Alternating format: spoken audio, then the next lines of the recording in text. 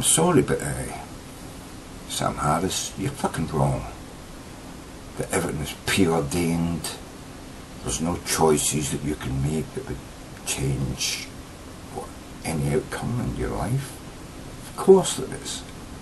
And that's why I say we have free will.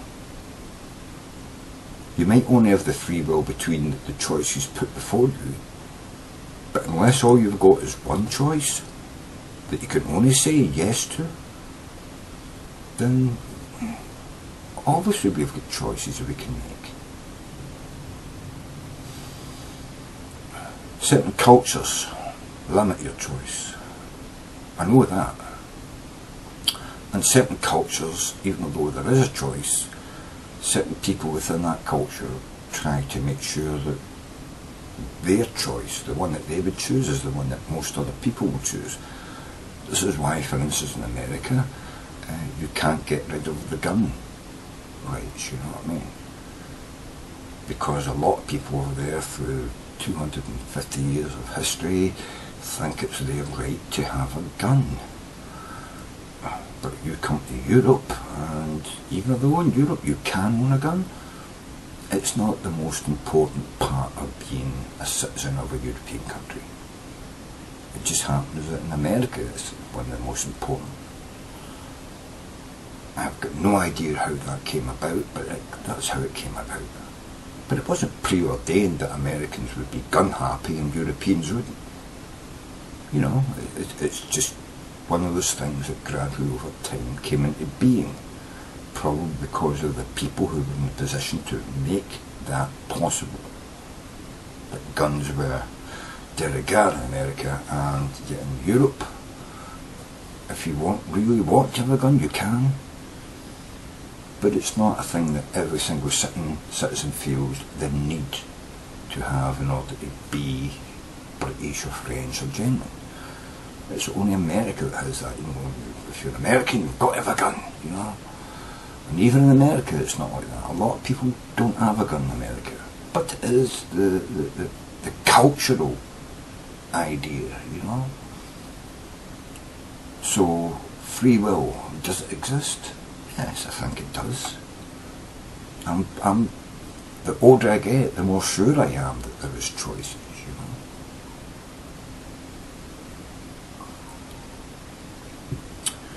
One of the most weird things about freedom of choice, free will, is the fact that some people, in Europe anyway, do have the ability to choose when to end their life.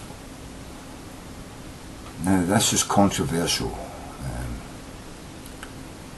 but there is a place in Belgium where you can go from any other European nation, and you can, you know, talk to the doctor there and sign the papers and go into a quiet room and take some pills, drink them, and then slip into a suite you never wake up from.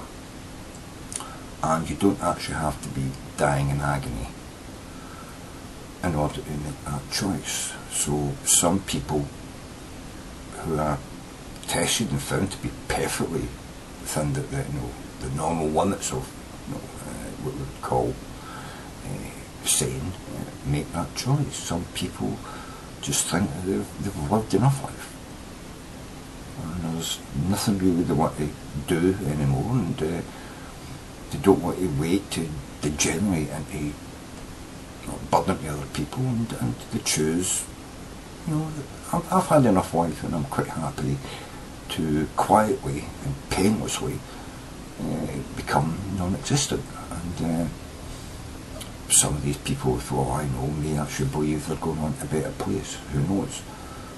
But people make that choice. It's a choice. I think that actually definitely shows that there is free will. I mean, they didn't just jump off a building or throw themselves in front of a train and become a burden or, you know, spoil someone else's day. They chose to go and do it in a, what I would say, a civilised manner. So, for all that people say there is no free will, And for all that they can point to all these metaphysical and scientific, physical sort of ideas of atoms always doing what atoms do, and it's all preordained because this atom hit that atom and bumped that atom and escaped from that sun and get absorbed by that leaf and was eaten by that plant and became a part of that animal. Yeah, that's what atoms go around. We are stardust, we know that. But stars don't think. Stardust doesn't think. Human beings think. Animals think. And I do believe that on that level of consciousness, that which we don't understand, nobody can say they understand consciousness or how it's been derived from this lump of flesh or any other lump of flesh. And that's why I think we do have free will.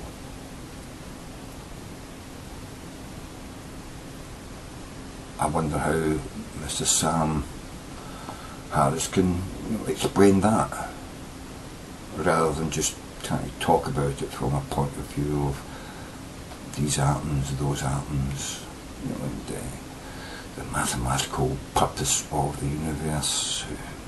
Sorry. You're thinking on a level that doesn't take into account consciousness. And atoms don't derive consciousness. Consciousness is a side effect of the atoms, in fact. Until we understand exactly where every atom in the universe is and how fast it's going, which I do believe that we can never work that out, then how the hell can you understand whether consciousness is really a real thing and whether free will is something that exists? I believe consciousness is a side effect of the biological thing I am. And I do believe I make conscious choices. I do believe I have the will to make choices for me and not for everyone else. But for me, I believe that I make conscious, deterministic choices. I try to do things and sometimes I fail. That's part of living and being a conscious being, but with the will to try and do something you're incapable of doing. But even though you're incapable, you still try,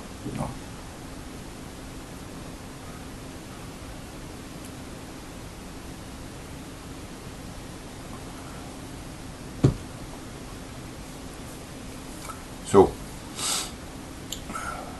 as far as I'm concerned, free will does exist. I can't prove it, but anybody who I think is human and has a consciousness and looks at it from that point of view, that we are different from atoms and planets. And I believe we are. I'm different from rocks. I'm different from dust particles falling from the sky. I am unique compared to them, and therefore I do believe I can choose to be different. I can start on one path, one thought, and then I can come to a realisation that what I'm doing is wrong and not what I want to do, and I can change and do something else.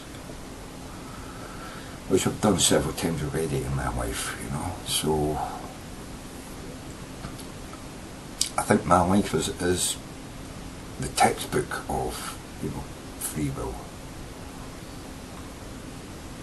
From being a nice, prissy little kid, to being a drug addict, to being a non-drug addict, to being an alcoholic, and I've went through the gamut of doing different things, making changes and decisions in my life, and putting up with the shit that life throws at you as well, illness and stuff like that. Yeah.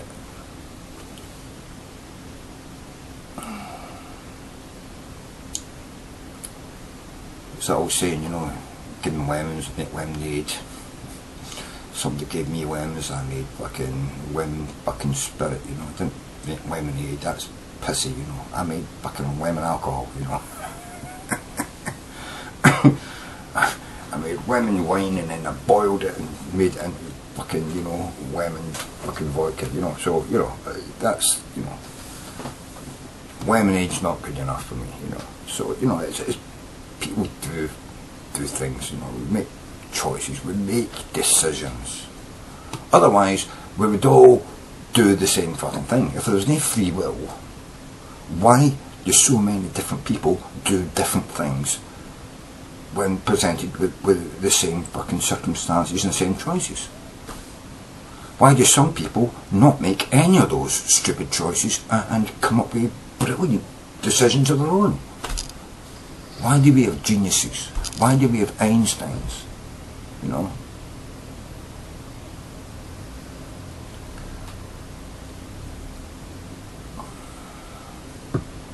I just don't know how you can think that free will doesn't exist, and then you can look at so many people who went through the same thing, and some of them basically failed to overcome them, and others overcame. I think that definitely shows that there's a bit of individuality and free will there somewhere, you know.